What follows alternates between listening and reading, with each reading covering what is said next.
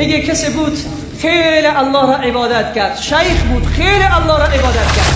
یک روز شیطان به سمتش آمد گفت ای شیخ آیا منافقن یا مسلمان؟ پس عزیز من الله رب العزت و الجلال ای وای به حال تو جوان، تو افسوس به حال تو جوان که تو چیمونه خنجر برداشتی به سینه رسول الله میزنی.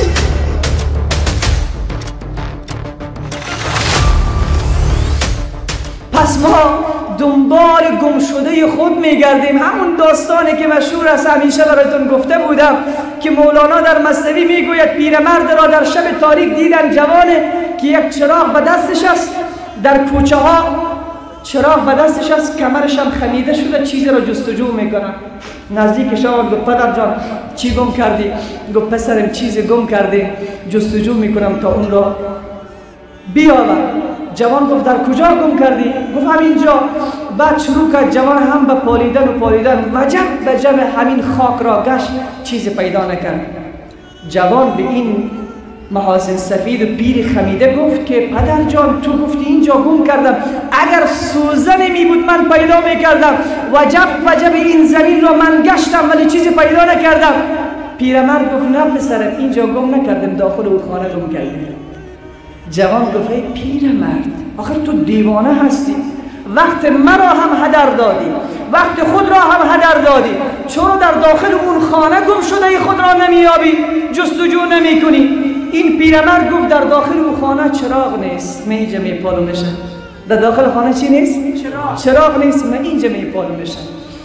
گفت این پیرمرد اگر سالها کل عمر بپالیم، اگر 100 سال دیگر هم عمر بکنی و اینجا جستجو بکنی گم شده خود را پیدا نمی کنی تا اون خانه را روشن نکنی و داخل اون خانه پیدا نکنی.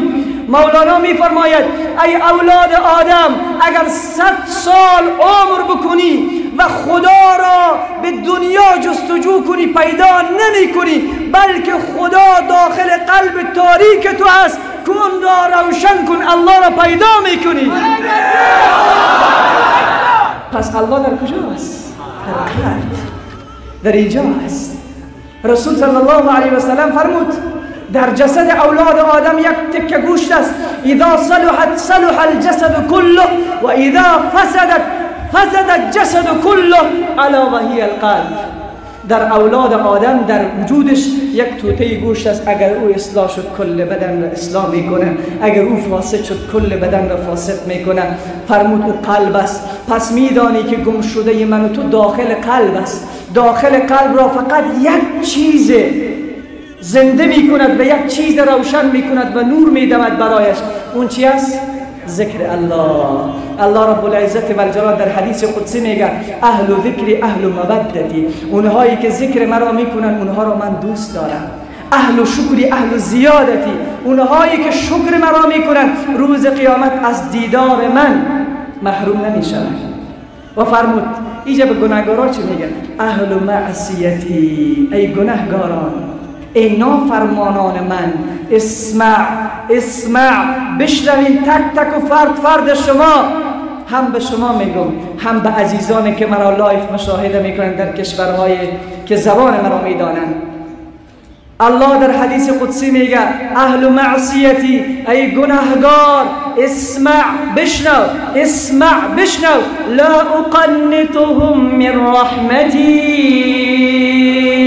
من گناهگاران را از رحمت خود ناامید نمی کنم.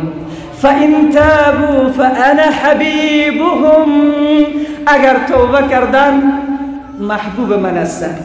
و ان لم یتوبوا فأنا طبیبهم، اگر توبه نکردن من طبیبشان هستم، درمانشان نمی کنم. روز قیامت به من هست، اگر توبه نکردن باز هم اگر رحمت من در جوش آمد روز قیامت اونها را میبخشم. و بعد فرمود ابتلیهم بالمصائب، ای بنده های من چون در دنیا شما را آزمایش میکنم چرا شما را در دنیا به مصیبت ها می اندازم؟ چرا یکی کمر درد است، یکی پای درد است، یکی سرطان داره، یکی نان نداره، یکی حولی نداره، یکی زن نداره، یکی بیچاره هست، یکی چشم نداره، یکی خمیده هست. چرا این کارها را میکنم؟ ابتلیهم بالمصائب، چرا من شما را به رنجها و دردها می اندازم؟ لکی اطهرهم من الذنوب والمعایب، ای بندگان من تا شما را از کل گناهانتان پاک بگردانم. هر درد و رنجی که می آید تمام خداست، چرا که گناه می شوید. هر درد و رنجی که می آید تمام خداست، چرا که گناه می شوید. میگه کسی بود خیلی الله را عبادت کرد، شیخ بود خیلی الله را عبادت کرد. یک روز شیطان به سمتش آمد گفت ای شیخ، آیا منافقن یا مسلمان؟ پس عزیز من الله رب العزت والجلال، ای وای به حال تو جوان، تو افسوس به حال تو جوان که تو چیمونه خنجر برداشتی به سینه رسول الله میزنی.